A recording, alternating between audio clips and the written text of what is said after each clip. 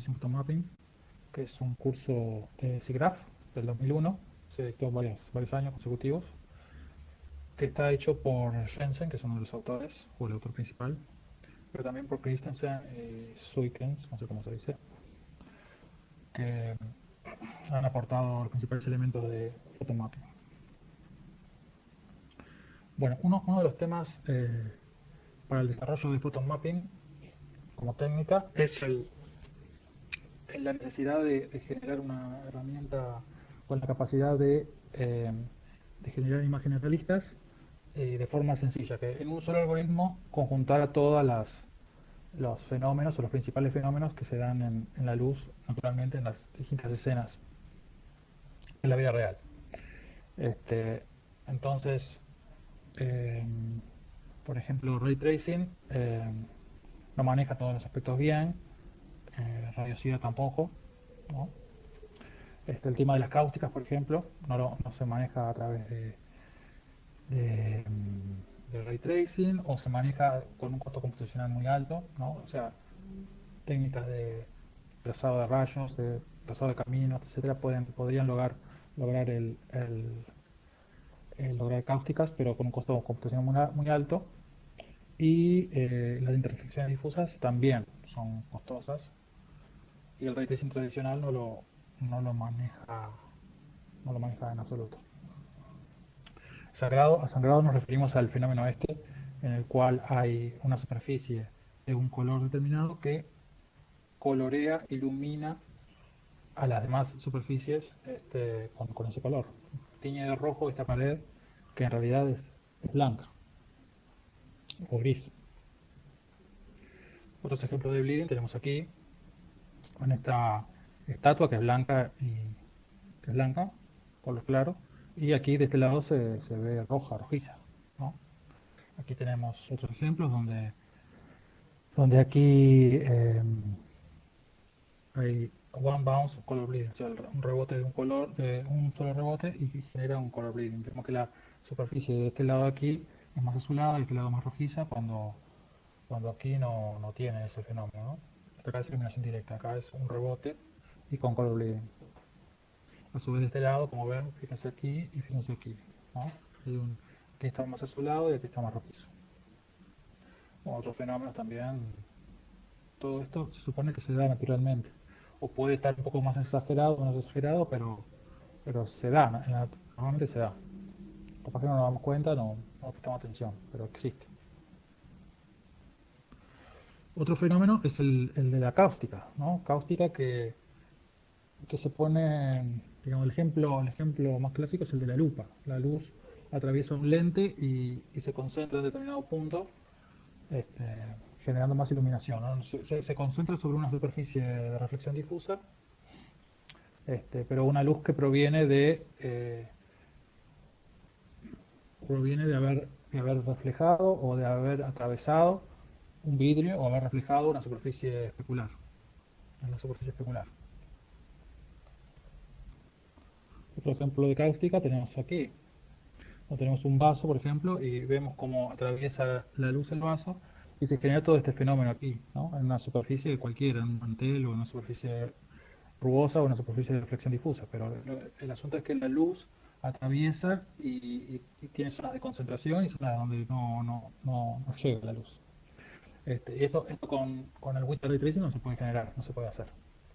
¿Sí?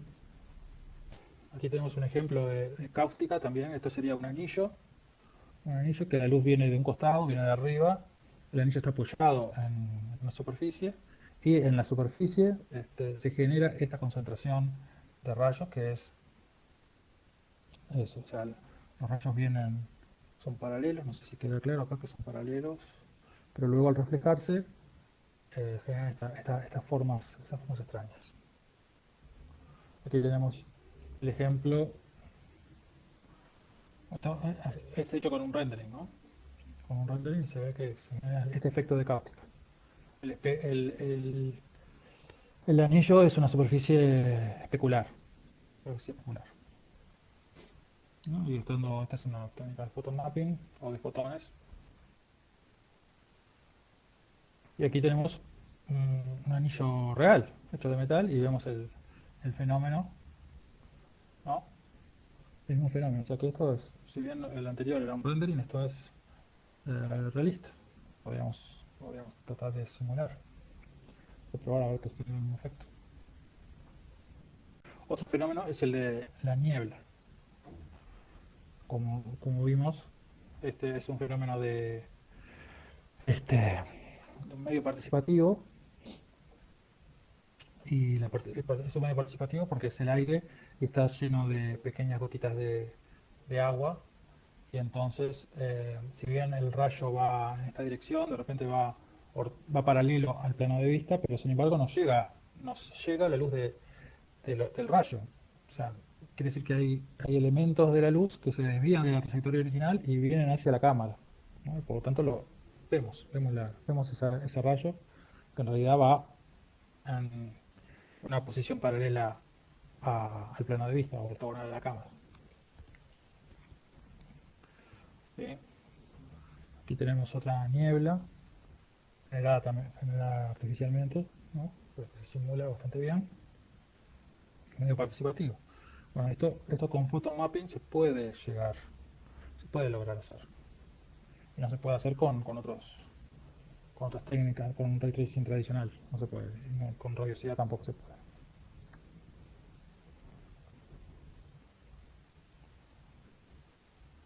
Aquí vemos el fenómeno también simulado por computadora.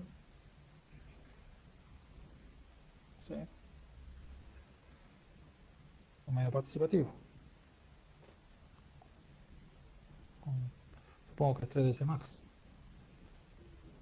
Entonces, muchas veces lo que se puede decir es que se pueden generar con otros métodos, se pueden generar las mismas cosas, pero photon mapping se logra en una fracción de tiempo de cómputo. O también se puede decir que hay muchos fenómenos que no se pueden hacer con determinados algoritmos o que se pueden hacer combinando algoritmos. Entonces la idea es aquí es utilizar un único algoritmo, una única técnica y explotarla al máximo, digamos, de alguna forma. Y esa técnica resulta eficiente comparado con los otros métodos existentes. Entonces, photon mapping es un método de dos pasadas, como dice aquí. O sea, tiene dos etapas.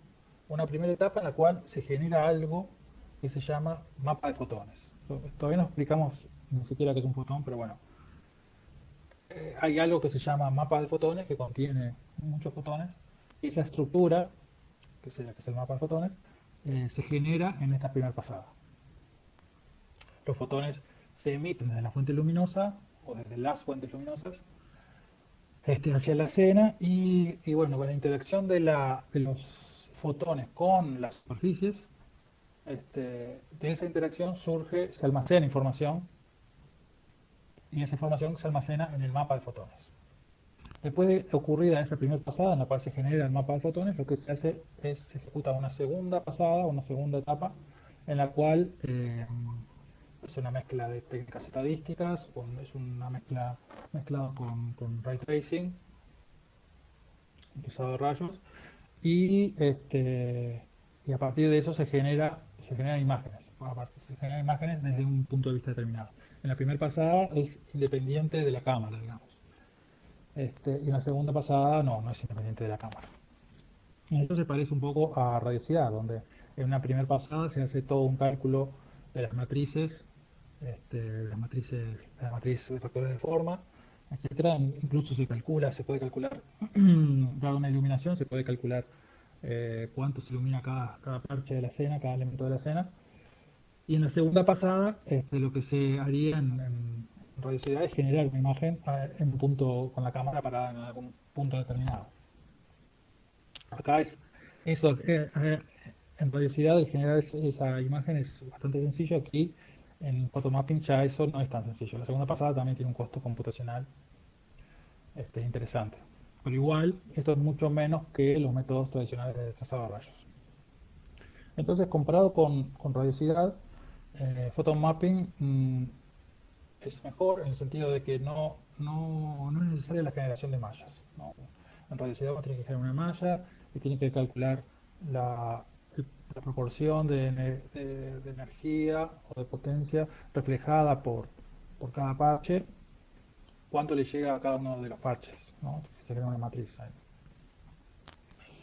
El método de radioicidad más rápido para escenas simples y también es más rápido cuando la escena es fija, ¿no? Cuando la escena no se modifica, no sé, una ciudad, una habitación, en fin. Pero cuando la escena se está moviendo, ya el cálculo se vuelve costoso, se vuelve más costoso. A su vez, radioicidad está limitado a superficies difusas, de reflexión difusas, y photomapping no tiene esa limitación. Por otro lado, con otros tipos de métodos de Monte Carlo, tipo path tracing, bidirectional path tracing, Metropolis, ¿no? Todos son de la línea de ray tracing, de trazado de rayos. Con esos, photomapping requiere más memoria, pero es más rápido. Ujú. Fíjense, y acá dice con resultados mejores dado que el error es de baja frecuencia. Por lo tanto, se nota menos el ruido de alta frecuencia que se genera en general para hacer los métodos de Monte Carlo, ¿no? ¿Qué es esto de ruido de alta frecuencia y de baja frecuencia? Bueno, capaz que una primera aproximación de esta imagen. Este es el artículo donde se presenta Progressive Photomapping, que es una versión avanzada de Photomapping. Donde aquí vemos una escena y vemos tres rectangulitos que serían que corresponden con tres filas de aquí, ¿no? Este de aquí corresponde con la fila de abajo, esto corresponde con la fila del medio y este corresponde con la fila de arriba. Y aquí vemos, usando path tracing, cómo se genera una serie de puntos, como que no alcanza. Este, Después aquí se precisan muchísimos rayos para poder generar una imagen realista. Aquí en Bidirectional Path Tracing se obtienen mejores resultados, pero igual se ven puntos, se ven ruidos de alta frecuencia. Alta frecuencia porque son puntitos, son cuestiones, marcas, sí pequeñas, pero que tienen una gran variación respecto al resto de la escena. Entonces por eso se llama de alta frecuencia. Cuando es de baja frecuencia es porque en realidad en lugar de ser puntitos son manchas. Entonces es como si fuesen ondas, ¿no? Ondas de alta frecuencia generan variaciones muy pequeñas y muy intensas, pero las de baja frecuencia generan variaciones al valor verdadero, eh, pero no son tan drásticas. Son manchas o cuestiones que, mm, que son de baja frecuencia, justamente. Acá este sería el Metropolis Light Transport. Es mejor todavía, pero igual hay ciertas manchas. Esto es photomapping y donde vemos que está bastante bien, bastante bien. Y este es el Progressive Photomapping, donde en Progressive Photomapping se notan mejor los detalles, las variaciones de alta frecuencia. Aquí, por trabajar con temas de baja frecuencia, las zonas no quedan bien marcadas, sino que quedan medias difuminadas. Para escenas complejas estamos hablando, ¿no? Pero igual se ve mucho mejor que todos los otros métodos. Este,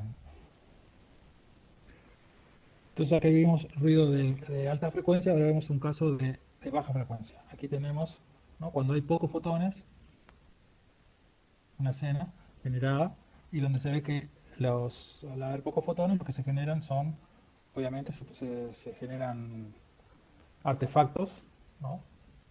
Pero que son de baja frecuencia, o sea, en lugar de puntos concentrados donde hay más intensidad de luz, lo que hay son manchas que van variando de intensidad.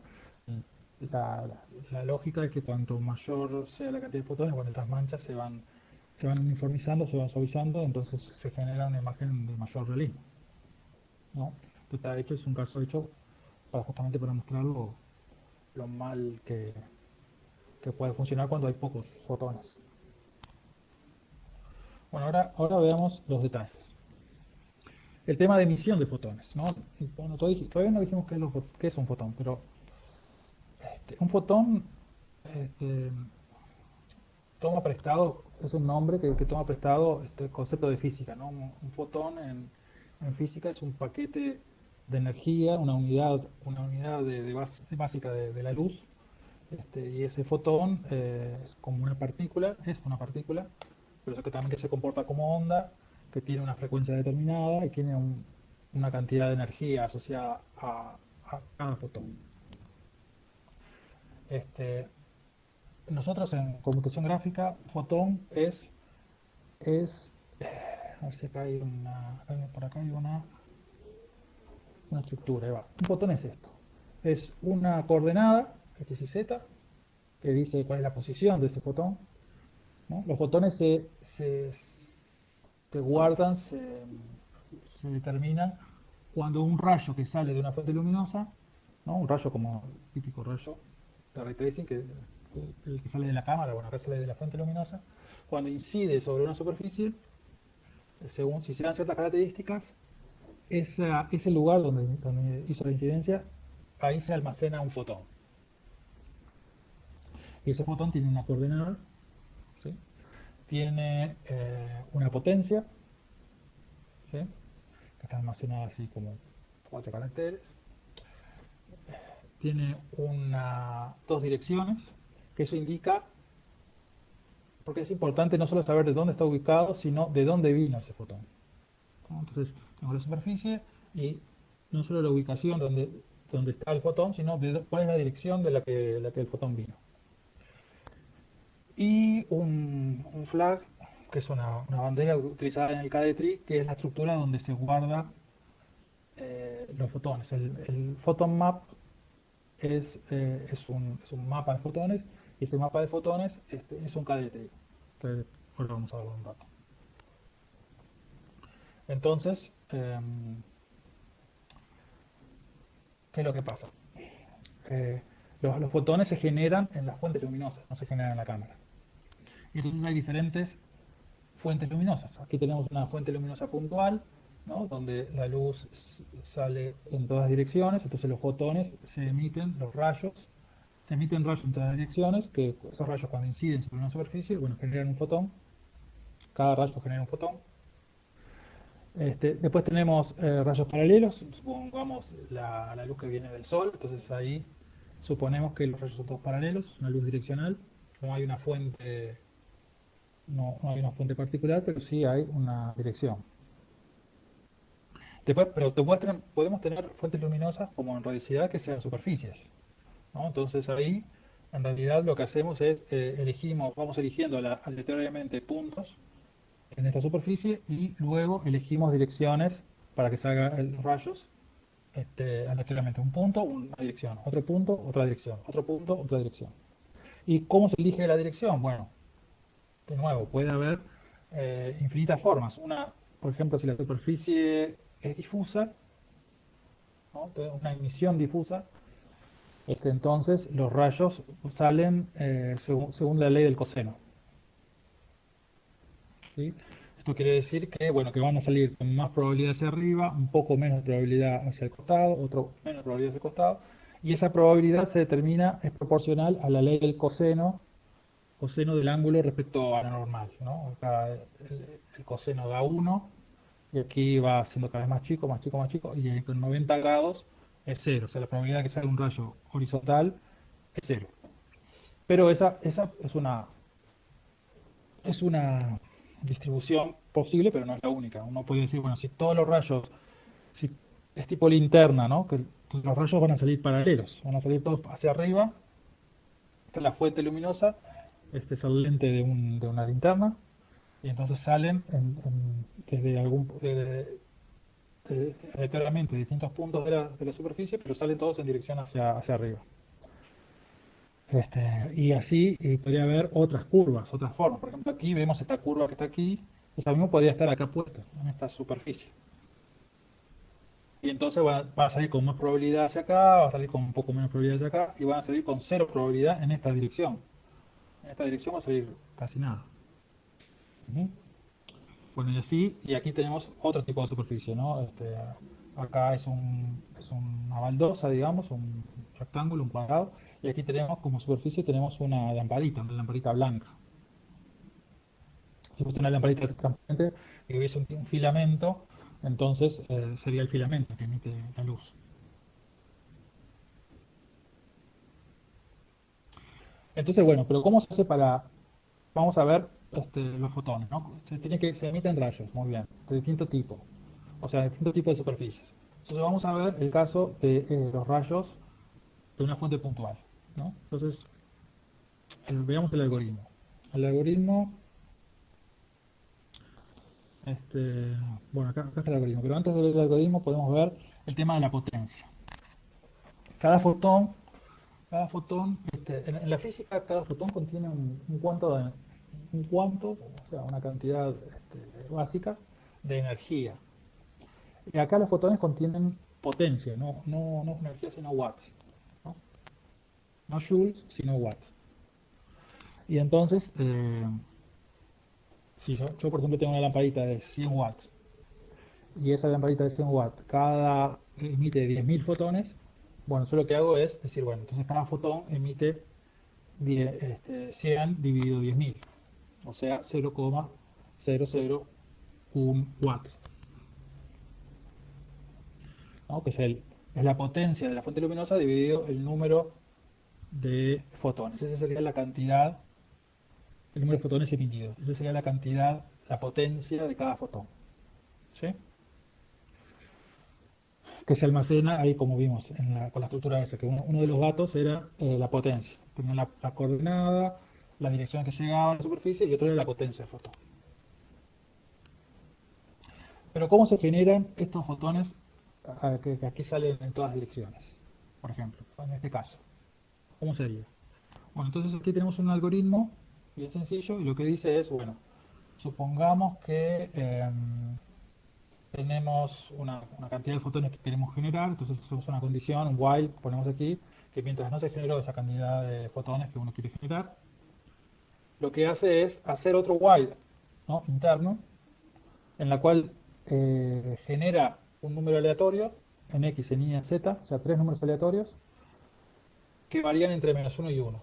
¿Sí? En X entre -1 y 1, en Y entre -1 y 1 y en Z entre -1 y 1.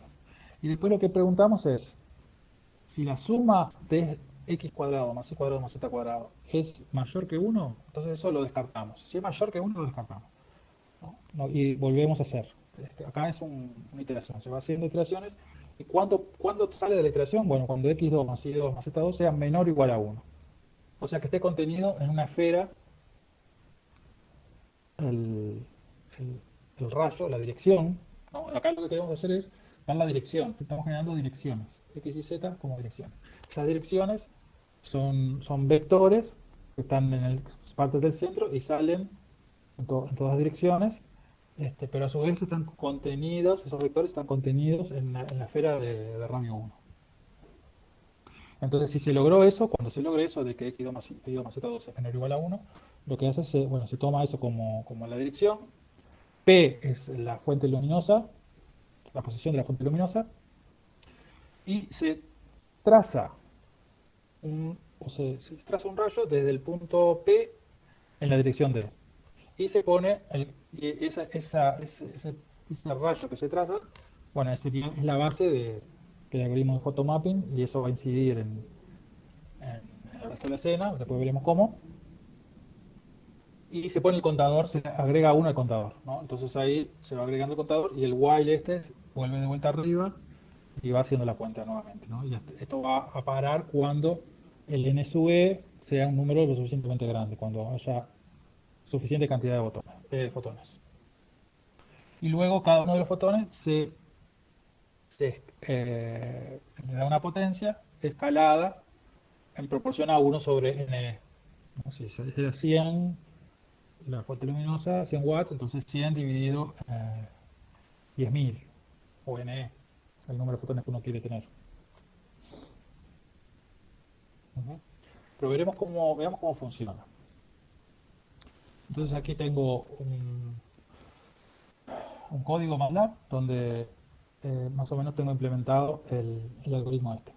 Entonces vemos aquí que bueno, que hay un while, y aquí lo que hago es preguntar si, en lugar de hacer los dos while, lo puse en un solo while, porque vi que era lo mismo. Y entonces, pero acá pregunto, primero calculo un vector P, a través de números aleatorios.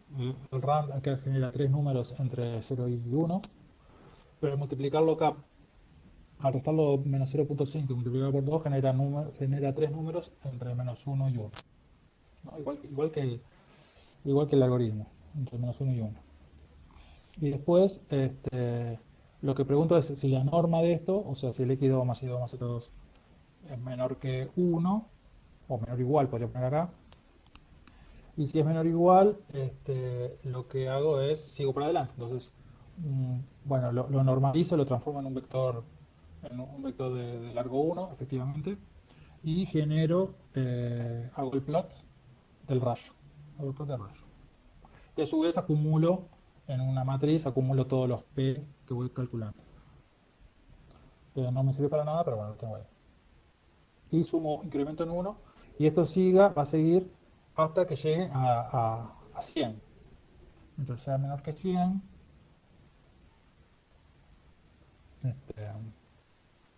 capaz que es menor o igual. Menor o igual. Bueno, entonces, y si acá lo ejecutamos, ¿no? Acá lo que vemos es, generamos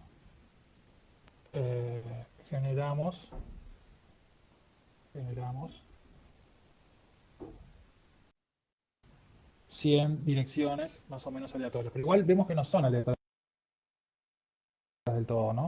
O sea, vemos que hay cierta concentración, acá hay concentración, acá hay espacios, ¿no? Esto no funciona más o menos, pero no funciona perfectamente bien. Entonces hay todo un tema ahí que vamos a avanzar un poquito ahora. Por otro lado, podríamos generar más, ¿no? 1000 o 10.000, y podríamos ver, podríamos en lugar de ver los rayos, vamos a ver los puntos los puntos en la esfera. Vamos a ver si se puede hacer algo.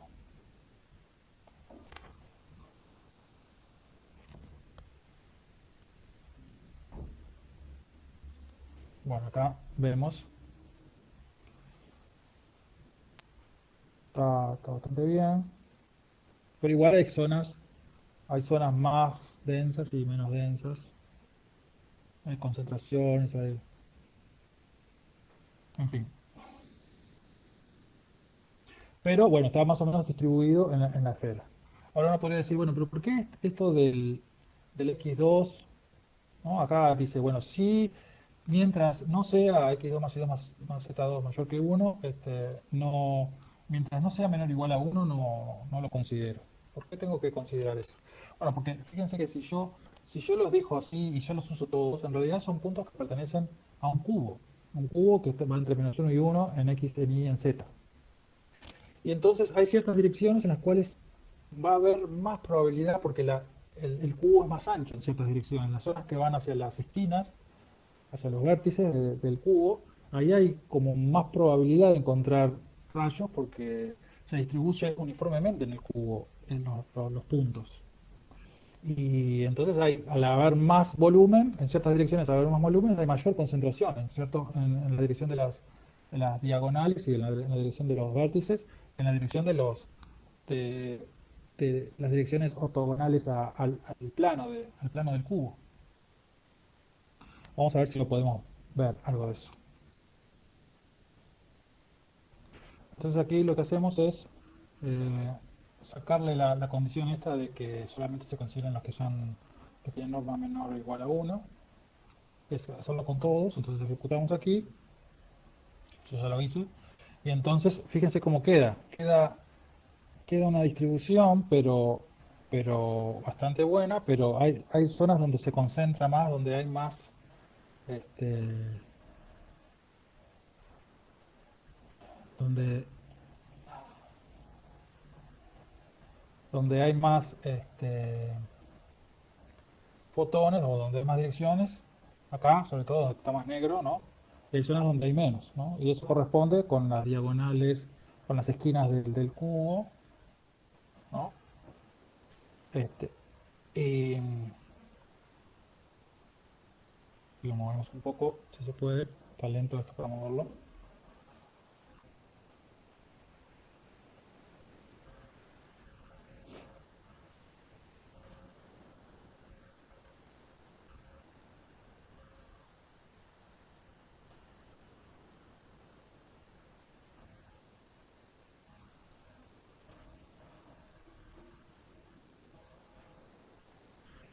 más o menos.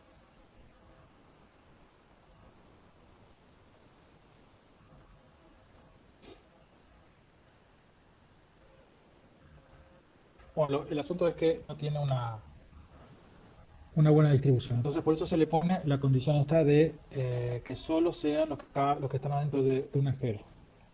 Si las probabilidades son, para todas las direcciones, es la misma probabilidad. Pero igual, como vimos, hay cierta... La distribución es buena, pero no es tan buena como se debería. Entonces, en lugar de usar pseudo random, se utilizan quasi random numbers, ¿no? Acá vamos a hacer también un experimento. Un experimento. Veamos el caso aquí, donde se generan 10.000 puntos, ¿sí? Una matriz de 10.000 por 2, y entonces en cada uno de esos vamos a generar, esto va a ser un cuadrado de 1 por 1, ¿no? Y vamos a ver estos 10.000 puntos cómo están distribuidos, ¿sí? Entonces si ejecutamos esto, nos da este. Como vemos, hay unos puntos, hay zonas donde hay lugares que no hay nada, ¿no? Hay como una distribución que no es tan buena. No es tan buena. Pero si usamos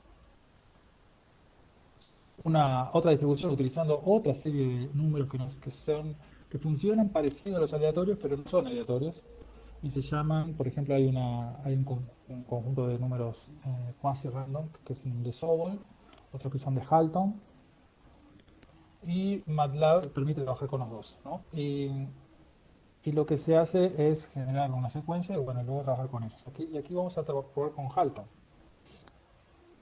Entonces, también vamos a generar 10.000 números y vamos a ver que el resultado va a ser diferente a este.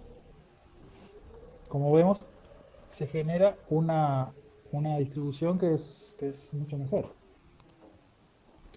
más uniforme. Y esto es útil para muchas cuestiones que queremos hacer nosotros, porque nosotros queremos resolver la ecuación de cajilla, que es la ecuación que es esta matriz, es esta integral, ¿no? Queremos calcular una integral para calcular la iluminación, dado un punto y una dirección, saber cuánto la luz que llega a ese punto por esa dirección. Y entonces lo que queremos hacer es calcular la integral. Y para eso tenemos que usar, las técnicas de Monte Carlo sirven para calcular integrales, ¿no? Entonces, si tenemos una curva, ¿no? Y queremos calcular el área bajo la curva, entonces lo que podemos hacer es, bueno, poner un rectángulo de estos y contar cuántos puntos hay debajo de la curva y cuántos puntos hay en total. Entonces, la proporción nos va a decir el área, ¿no? Por ejemplo, aquí tenemos el caso de la circunferencia, del cuarto de circunferencia aquí, y queremos calcular el área, ¿no? Entonces se generan de forma aleatoria puntos, entonces se cuenta, bueno, cuántos puntos son rojos y cuántos son el total de puntos, ¿sí? Y entonces en este caso da 3.28, pero aquí cuando se trabaja con más puntos se logra una mejor precisión, 3.1596, ¿no? Nos acercamos más al 3.1416. Y entonces, nosotros podemos hacer algo de eso. Entonces aquí tenemos el algoritmo para generar lo mismo, lo del cuarto de círculo y calcular pi. Y tenemos 32 por 32 puntos. Entonces ejecutamos y obtenemos esto y decimos, bueno, ¿cuánto nos dio? Bueno, nos dio bastante bien, 314.063. Lo ejecutamos de vuelta, 3.13. ¿Sí? Ejecutamos de vuelta, 3.17, ya no está tan bien, ¿no? Ejecutamos de vuelta, 3.21, peor todavía. ¿Sí? Lo ejecutamos de vuelta y nos va a dar, capaz que nos va a dar 3.24. ¿Esto va acumulando? No, esto está bien. Ahí volvió a Matías. Entonces, y vemos que hay zonas en las cuales no hay no está bien calculado, o sea, hay zonas dispersas y bueno, eso da lo que da. Con todo da bastante bien. Para 32 por 32 que son 2 a la 10, o sea, son 1024 puntos. Y eso mismo lo hacemos con la distribución de Halton, ¿sí? Entonces, eh, nos da mucho mejor distribuido y nos da 3.13. Tiramos de vuelta, nos da 3.15.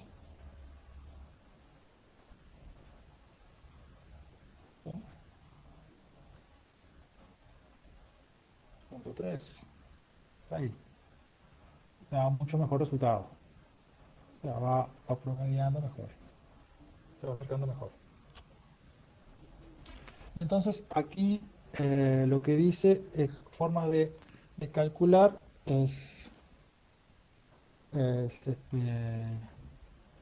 utilizando pseudo random, ¿no? Los números aleatorios comunes, o utilizar los cuasi aleatorios, esos como Sobol y Halton que estuvimos viendo, o utilizar, si no,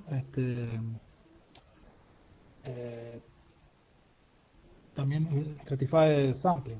Stratified Sampling lo que hacemos es, lo que hace es dividir, por ejemplo acá en esta área, este, dividirlo en zonas de igual área y calcular un punto por cada uno de ellos. Bueno, eso lo podemos hacer también nosotros. A ver si está acá. Sí, es este. Entonces aquí tenemos, ejecutamos, ¿no? ¿Y qué es lo que pasó? ¿Qué es lo que intentamos hacer acá? Hicimos esto. Fíjense que dividimos al plano en cuadraditos, en 32 por 32, ¿no? Y lo que le dijimos es, bueno, en cada cuadradito pone uno. Ponelo aleatorio, donde se te antoje. Pero pone solo uno por cuadradito, ¿no?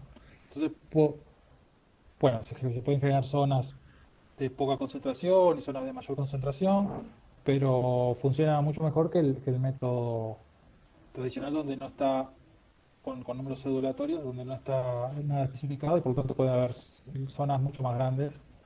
Este, y no dio tan mal, 3.12, si justo de vuelta, vamos a probar, si justo de vuelta, 3.15, justo de vuelta, 3.14, justo de vuelta, ¿sí? 3.14. Aquí es, en cada cuadradito la ubicación es usando los números aleatorios comunes. No se utiliza quasi random ni nada. Pero lo que se establece sí es que por cada cuadradito va a haber un solo punto. Ujú. Y entonces con eso se trata de reducir la varianza. Porque ¿qué es lo que pasa? Lo que dice en general los métodos de Monte Carlo es que si yo quiero, si nos da determinado error, entonces yo quiero reducir la cantidad de errores, si lo quiero reducir en la mitad, preciso 4 veces más puntos, porque el error decrece en proporción al inverso de la raíz cuadrada de la raíz cuadrada. Entonces fíjense que si n tiene que crecer 4 veces para que el error baje a la mitad, a un medio, ¿no? Si podemos hacer otro experimento, ya tenemos algún experimento acá en eso. Entonces acá estoy probando, esto está generado con pseudo randoms, y lo que hacemos es calcular 500 veces el cálculo de pi para distinta cantidad de puntos. Primero con 100 puntos, después con 400 puntos, después con 1600 puntos, o sea, voy multiplicando por 4. 100, después por 4, 400. Por 4, 1600. Por 4, 6400. ¿Sí? Y entonces vamos a ir viendo cómo se genera una distribución tipo campana de Gauss.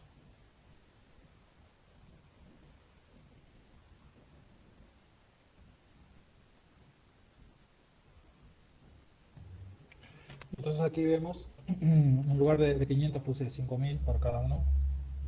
Generé 5000 veces el cálculo de pi, primero con 100 puntos, Y entonces veis la distribución. Y como ven, se acumula cerca, muy cerca de pi, ¿no? Acá está el 3, acá está el 3.5. Bueno, acá es donde se acumula más los valores, pero tiene una mayor dispersión. O sea, con 100, que sería el caso negro, tiene una mayor dispersión del valor de pi. A veces pi valió 2,5, 2,6, y alguna vez valió 3,7, yo qué sé. ¿No? Pocas, pero valió. Y tiene una mayor dispersión. Ahora, si probé con 400 puntos, se hubo una mejor concentración alrededor de pi. Y luego con 1600 también mejor. Y con 3400, que es el verde, mejor. Y con el 25.600 debería ser mucho mejor. Entonces, si aquí vemos cómo fueron los números generados, esta es la desviación estándar. Como vemos la desviación estándar, los puntos van creciendo por 4, ¿no? Esta es la cantidad de puntos, 100, 400, 1600. Y acá es la desviación estándar. Y la desviación estándar, como vemos, se disminuye a la mitad. Cuando los puntos aumentan 4 veces, la desviación estándar acá está en 0,16 y acá está en 0,08. De 400 a 1600 también 4 veces y acá de 0,08 a 0,04. ¿Sí? 82, 41. Y de 1600 a 1400 de vuelta por 4 y acá de vuelta a la mitad, ¿no? Entonces, eh, como ven, eh, hay que probar con muchos puntos para poder pasar de 0,1 a 0,01. O sea, bajar 10 veces, digamos, fíjense, más o menos de 400 a 25.600 para pasar de algo cercano a 0,1 o 0,08, cercano a 0,1, a pasar a 0,01. Trabajar por 10 implicó multiplicar por 4, 16, 64. 64 veces para que se reduzca más o menos 10 el error. Y eso entonces con las técnicas, como vimos. Eh, y esto generándolo con números aleatorios comunes y corrientes. Entonces, con las otras técnicas, con las técnicas que vimos de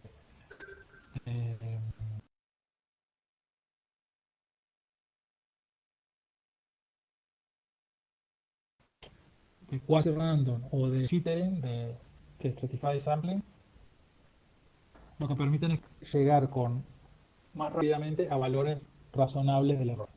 Eso es lo importante.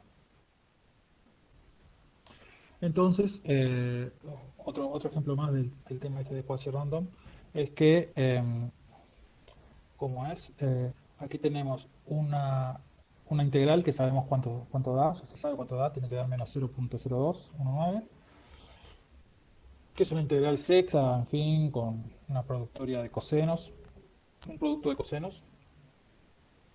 Y con pseudo random, fíjense cómo va dando, todo va convergiendo al menos 0,02, ¿no? O sea, va convergiendo al medio.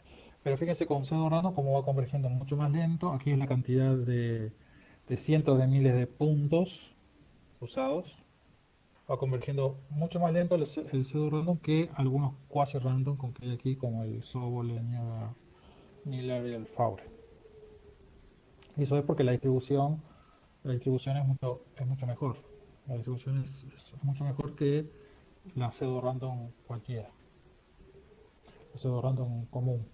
Que no, en general la pseudo random, como no tiene memoria, digamos, no sabe dónde cayeron los puntos anteriores, puede pasar que se generen unas zonas grandes sin que caigan puntos, ¿no? O sea, sí. En cambio, en las quasi random hay cierto, digamos, el algoritmo funciona de cierta forma que es como que de alguna manera sabe que falta rellenar espacio, entonces donde ve un espacio lo trata de rellenar con puntos. No funciona así tal cual, pero el concepto, el objetivo que lo que se logra es un poco eso. Y con Stratified Sampling lo que se hace también es un poco eso, es decir, bueno, te lo cuadriculo al plano o a la línea, en este caso, en este ejemplito de acá, te la divido en zonas iguales y bueno, poner aleatoriamente, pero poner uno por zona o uno por cuadradito en el ejemplo que habíamos visto, ¿no? Otra forma es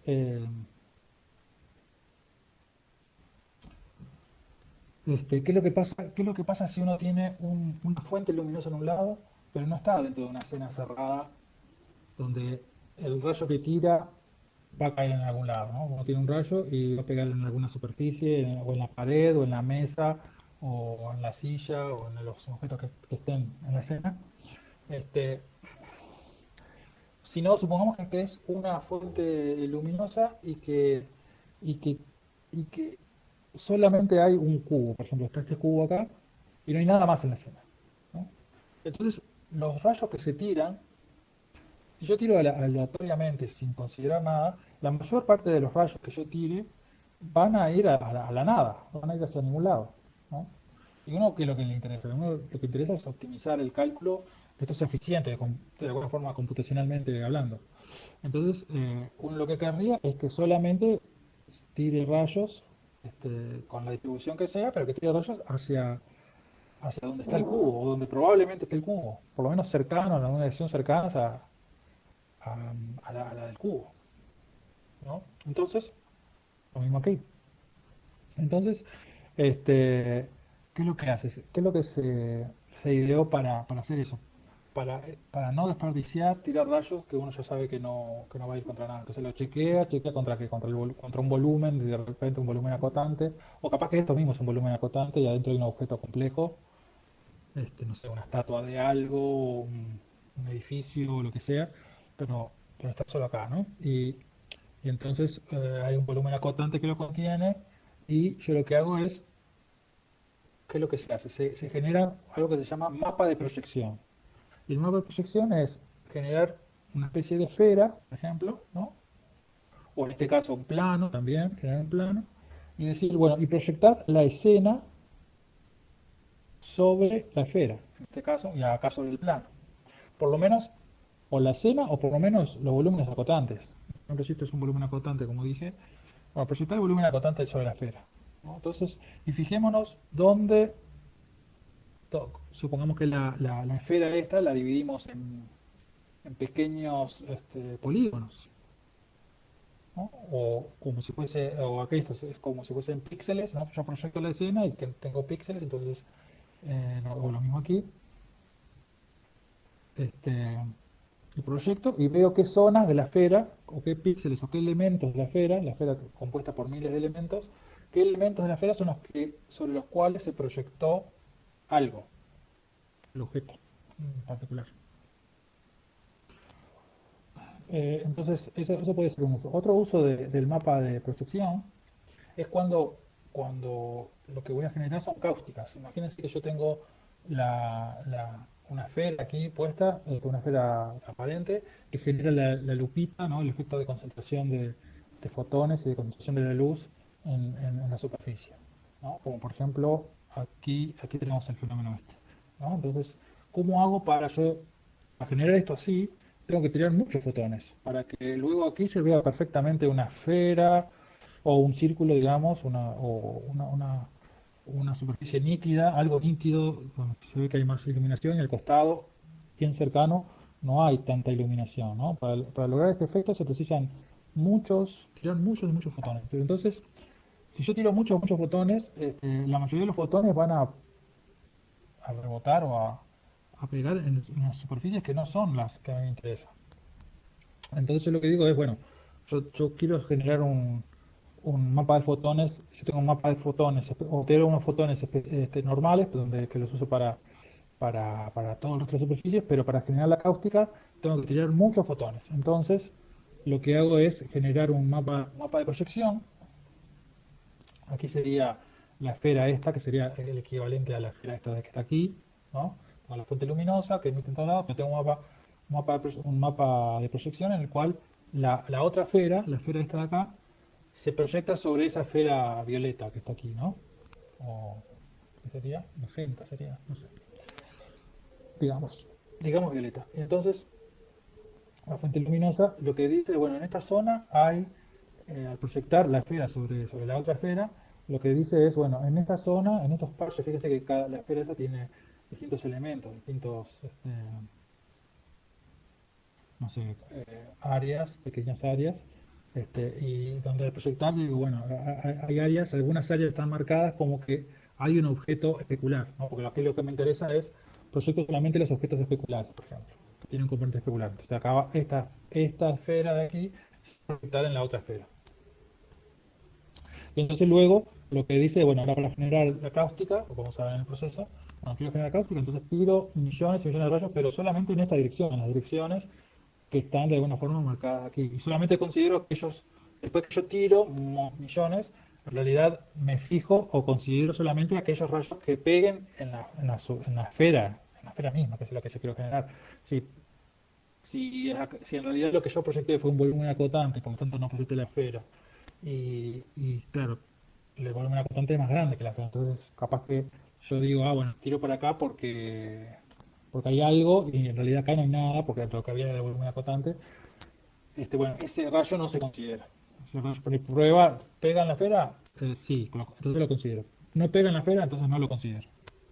Entonces me quedo solo los rayos, pero solamente van a ser rayos en estas direcciones y la mayoría de los, si está bien hecho, la mayoría de los rayos van a pegar en la esfera, ¿no?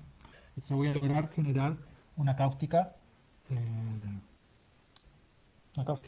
generar este efecto de cáustica. ¿Sí?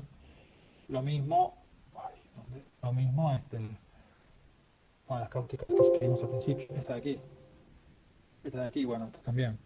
Capaz que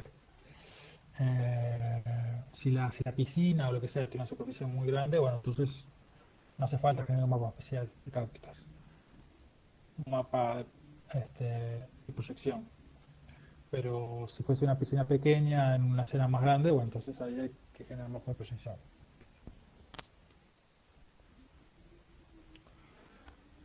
Bueno, entonces, ¿cómo sería el mapa de proyección? Tres estrategias. Por un lado, un loop recorriendo las celdas que contienen objetos. Y emitir fotones en las direcciones que apunten a la celda. Por una potencial, se pueden llenar el mapa de fotones antes de recorrer todas las celdas. Estas serían como tres estrategias distintas, ¿no? Una es un loop. Supongamos que los fotones, hay muchas celdas en el mapa de proyección. Tienen muchas celdas, muchos píxeles, muchas unidades básicas. Y, y capaz que yo recorro todas y se me llenó el mapa fotoneto pensando en poca memoria, ¿no? Al día de hoy esto no sé si funciona mal o bien.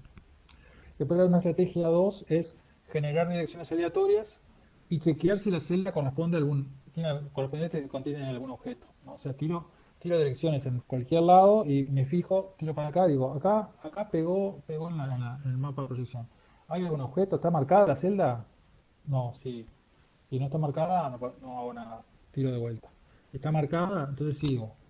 Este es el problema que tiene, es el de siempre, de que en realidad no estoy usando el mapa de proyección.